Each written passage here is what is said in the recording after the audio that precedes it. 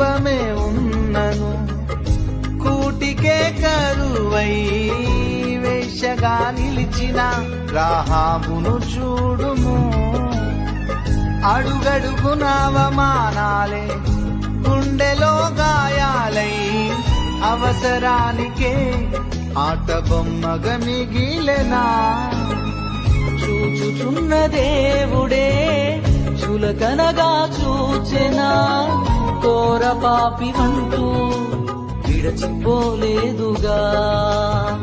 పరిశుద్ధుని వంశములో స్థానమునే ఇచ్చెనుగా, కోర పాపి అయినా తన ప్రేమతో కడిగెనుగా.